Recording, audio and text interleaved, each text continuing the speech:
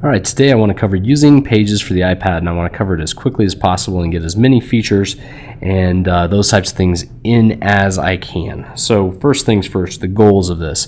I want to show you how to create a document, how to create headers and footers, insert page numbers, add images, create bulleted lists, insert tables, charts, text boxes, perform a word count, do some change tracking, and I also want you to be able to share your documents and collaborate with others. So in order to do this, we got to get started, and we need to open up Pages. And Pages is an app that looks like this guy right here. It is a orange app with a little pen, and it comes from Apple. And if you have one of the newer devices, it is absolutely free with your product. It is one of the most frequently used things in schools that we've found, and I think it's a great product for you. So in order to open it, you simply click on it, and we're in. Now the first screen it's going to take you to is all of your Pages documents. And this is where you can look up anything that you've already made in the past, and then you're also able to delete those, send those off, do different things. There's a little plus sign at the top which will allow you to create a new document, bring one in from iTunes, get one off of your server. Then there's a little button next to that which will allow you to actually share any of these documents, send a copy to somebody via email. You can even change the format when you do that to make it a PDF or a Word document. Lots of different options there. As we're doing this training, one of the things I want to make note of is that this little question mark is a handy little tool. When you tap on that little question mark, it's going to give you little quick hints as to what you can do while you're in that screen.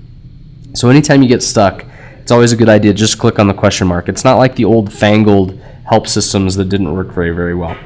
There's also an edit button.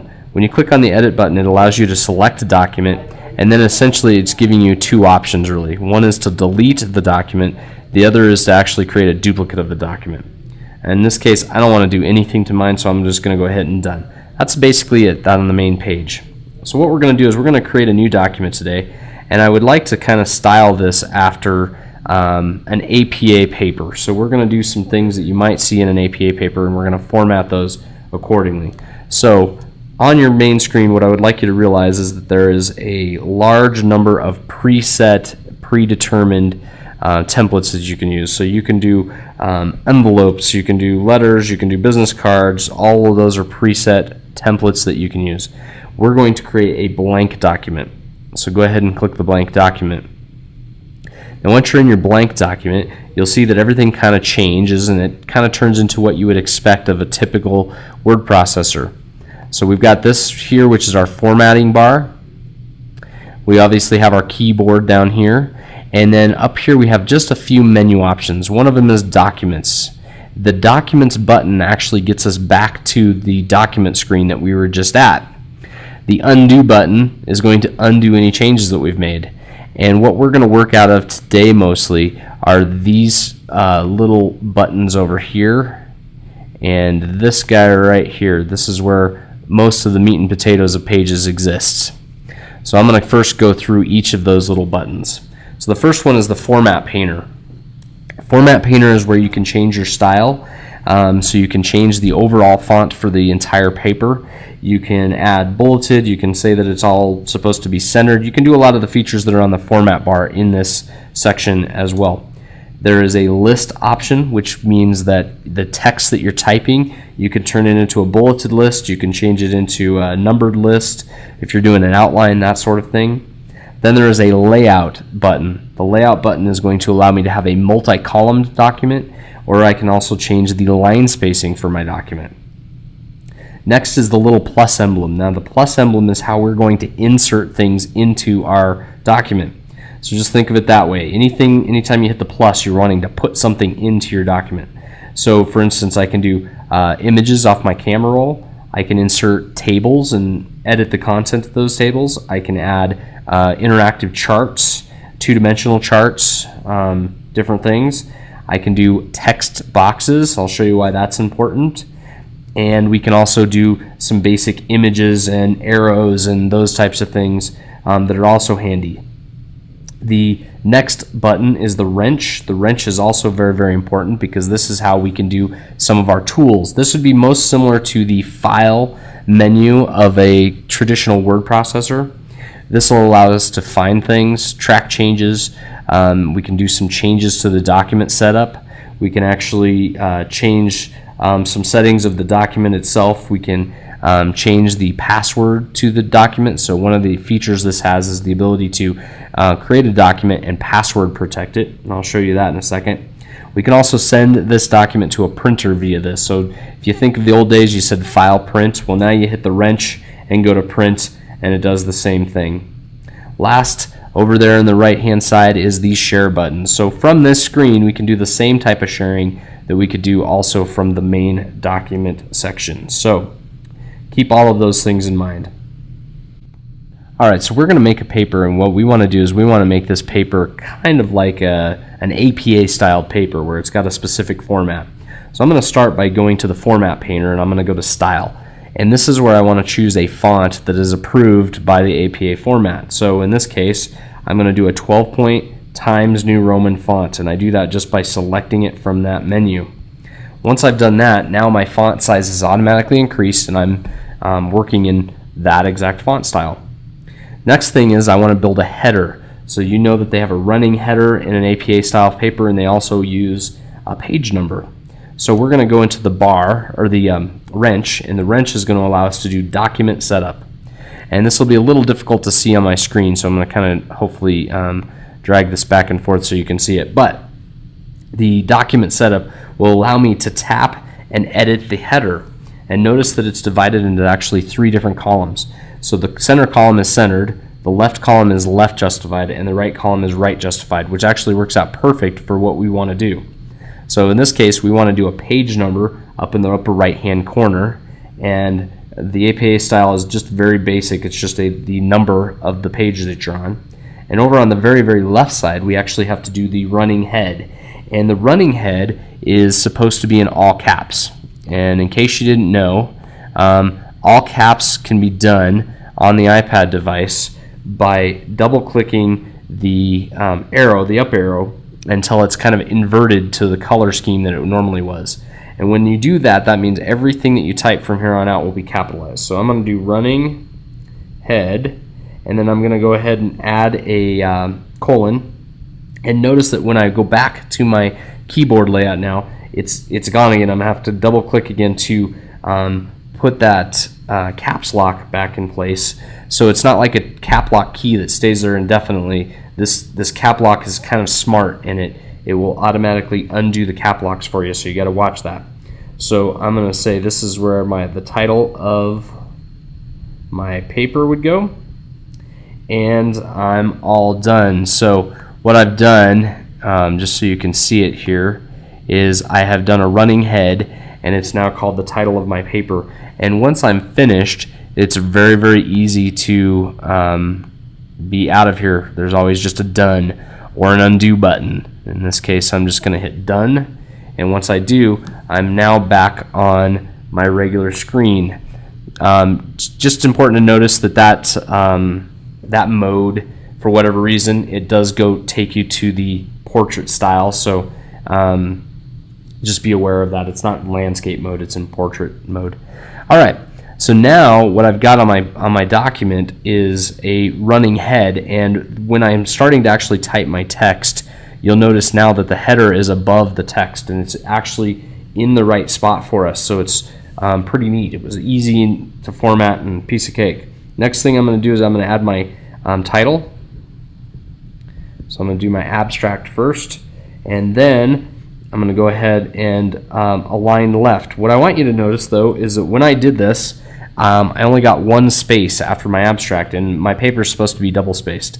And I have to go back into Format Painter, and I go to Layout, and Layout is where I will find my 2-line spacing. It's also where I'm going to find my new columns here later on. So now when I click on any of the lines, let me go back to Format Painter here and give it 2. I will get a 2-line spacing, which is what I want. I'm going to go ahead and align left, and there we go. So now I'm ready to type. So now I'm going to take a second, and I'm going to just type some text. Alright, so now what I've done is I've added a couple bits of text to our document, and I did that just so we could have something to work with. So I wrote a couple lines of the document, and I want you to notice that it's automatically word wrapped. It's doing everything just like a normal software program would do. But what I want to do next is I want to insert an image, and in order to insert an image I just need to click on the plus sign, and I have all these different choices of things to insert. One of them is media, and that will get me to my camera roll. It'll also insert video, but keep in mind that is something that is only going to have functionality in Pages or as an ebook. So if you are sending this to somebody, if you insert video, it's going to be a little more difficult for them to be able to view it. I'm going to go ahead and insert a picture of me. I'm a little big, so what I'm going to do is I actually click with my finger. So I say click, but really I'm putting my finger on any of these blue dots and I'm dragging. So I'm keeping my finger on the screen and I'm dragging, and I can drag back and forth, and I can resize the image as I would like to. I'm going to go ahead and move it right into the body of the text, and notice how it's wrapping around it by default.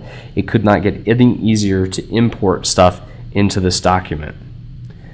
Alright, so the next thing we want to tackle is a bulleted list. In order to do a bulleted list, we simply need to think of what we're going to list. We go into the format painter and we click on the list icon, and right now it's set to none, which means it's just a default paragraph, but now I want to change it to a bullet, and there's different styles and types that you can change. Once I've done that, I can actually now type in some bulleted items, which I'm going to do right now. So as I'm making some of these changes, and I'm kind of truncating this video to keep it as short as possible, you can see that the bullets are actually wrapping around the media as well. Great, there's a few of my little tips and tricks, and now I have the beginnings of a document. I have a running head, I have a title, I have the document, I have an image inserted, and I've got some of my main changes. So quite a few different things we can do there. Now let's say at this point I would like to add a chart to my next page, but I don't want it to be on this page, and I need to insert that ever important page break. That is actually done via this little plus sign down here on the right hand side, and that plus sign is going to give me a couple different options. I can add a comment, I can do a page break, I can do a line break, I can do a column break, and I can do a footnote. And in this case, I want to do a page break. So I'm going to click page break, and when I do, notice now that we are on page 2 of our paper. So page 1 is up here, we're now on page 2 of our paper. Notice that it automatically did the page numbers for me, and I'm all set. Now on this page, I want to do something a little unique. What I would prefer to do is have multiple columns on this page. And I want you to remember that you can only do multiple columns on an entire page. So I could have the first page of a paper be a single column, the second page be 2 columns, and the third page be 3 columns. That would be no problem. What I can't do is have one page have multiple columns. I will show you a fancy feature though that will help you if you did want to use a little bit of 2 different styles on the same page. It's called a text box, and we'll work on that in just a minute. But right here, what I would like to do is I'm going to go back to my format painter, and I'm going to click on layout, and it's going to give me the ability to do 2 columns. And so when I click on 2 columns, really the only change that you probably will notice is that now I have a little arrow right there at the number 4, right about the 4-inch mark, and that is where my page is going to word wrap. So as I add text, it is going to word wrap into that column. So let me add a couple minutes of text, or a couple bits of text, and then start the video back up. Alright, so I took a couple seconds and I typed in some text into this left column. And what I want you to notice is that it word wrapped. So right about that 4-inch marker, everything word wrapped into that column, which means I have the other column that I can still use. And if I was to continue to go down to the end of that page, the text would then wrap up to the start and the top of this other page. Okay, that's how the column works. One feature is that there is a column break in here as well, and if I hit column break, it will move me over to that other column. So at the end of this writing, I can simply click column break, and now my text is ready to be entered up in the other column. New text here. There we go. So you can see that it's going to give me that kind of added feature. So let's do this. Let's add now a chart or a graph or a table. Let's go ahead and click on the add sign, and we're going to add a table to our document. And notice that the table automatically formatted pretty neat and organized into my document, but I can still do that moving around feature that I did with my my other document, and I can also resize it. So just like my picture, I have the ability to kind of resize this image and relocate it in general. So what I'm going to do now is I'm going to add a couple bits of information to this. So I'm going to double click one of the squares. I'm just going to put column 1, column 2, and I'm going to say row 1, and I'm going to say row 2, and we'll just add some text, and there we go. Oh, there we go. So now we've got some text in a column, and you can see that this would be a great way to organize information. Let's do this though. Let's add a graph. And there is a 2D, 3D, and interactive graph. And I'm going to talk about the interactive graphs. The 2D and 3D are essentially the same. It's just a different style. It's just a different appearance to it. So I'm going to go ahead and grab a 3D graph because I think they're so neat looking.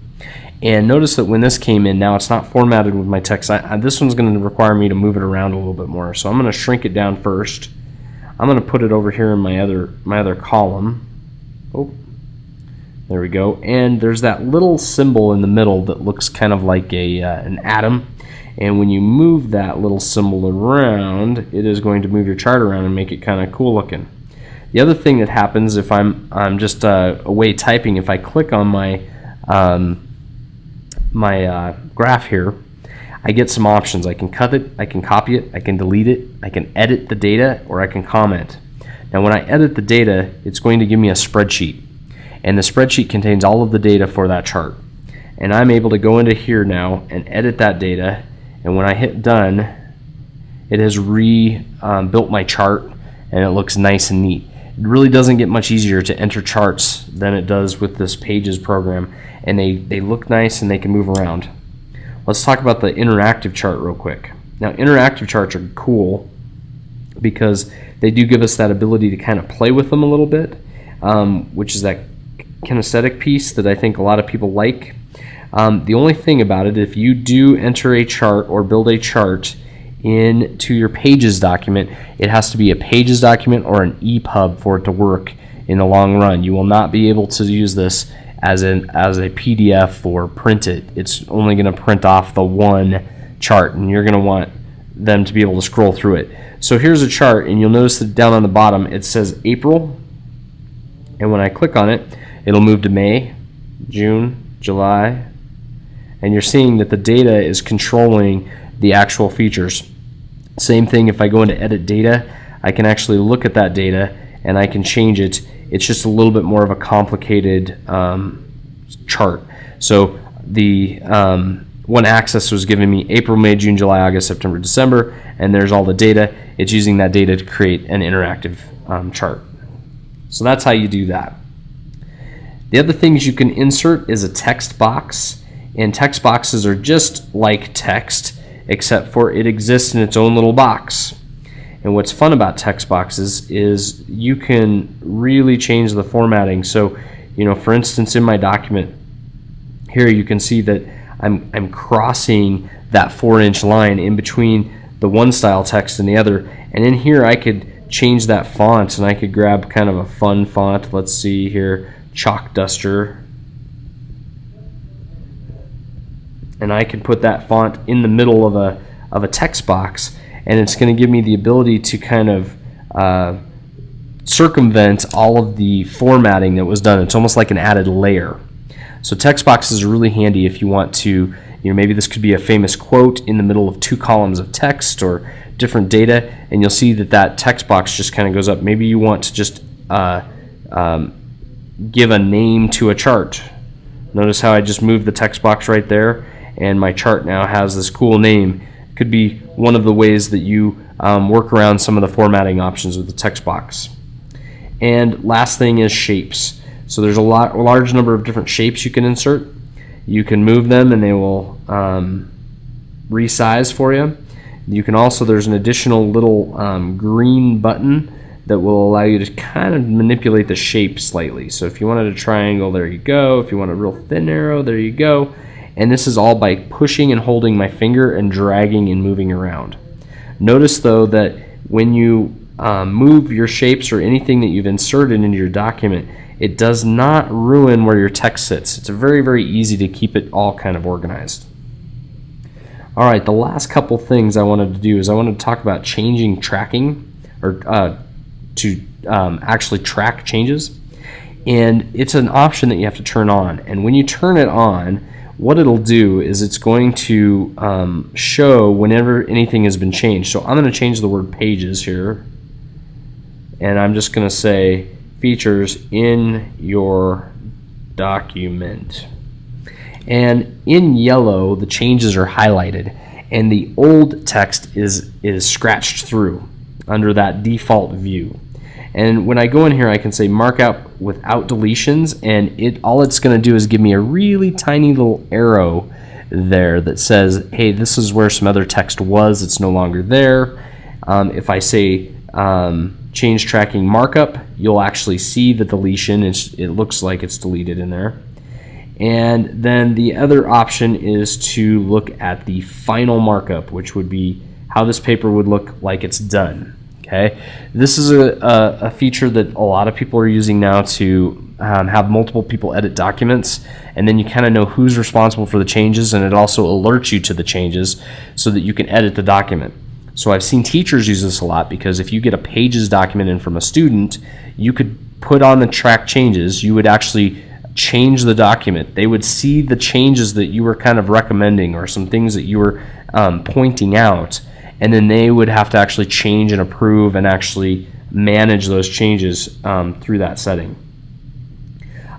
When you are in this mode and you click on the change itself, it will say it was deleted. So these words were deleted. In pages was deleted. And if I accept the change, what it will do is it will revert back to just having that change in the document. If I click on it and I say reject the change, it will put that change back into my document. And then I would have to go through here and reject that added text to get it back to the way that we started. So you can see how that would be kind of handy. All right, printing. If you have an AirPrint compatible printer, you can send this directly to that printer. And it's real easy. You say select printer, it'll show up and it'll print. If you do not have an AirPrint compatible printer, you're going to need to find out how that printer works with an iPad. It can be a little more difficult. Setting a password for your document is easy. You can go in here, you can make a password. Once that password is created, the only way this document can be opened is with the password. So it's a way to kind of protect maybe if you have some information that you don't want kind of running around. That's a good way to do it. All right, I wanted to show you one other thing because I think this is a great teacher skill. When I've highlighted some information, I can click on the little plus sign, and one of my abilities is to say comment. And I could say something to a student. I can say this is a good word, right? And I can make a positive comment, whatever I want to. And then when I'm done and I go back, it's going to add a little tiny box over here, and your student would be able to click on that, and when they do, it'll point to it and say whatever thing you'd like to say about it. So if you're editing a bunch of documents or you're grading them, the comment tool is extremely useful because you can add a lot of comments to the document, and your students can see those and they can know why they got the grade that they got, or whatever the case may be. Well, I hope this helps kind of uncover some of the basics of pages for you. As always, I'm available for questions, and I hope you have a wonderful day.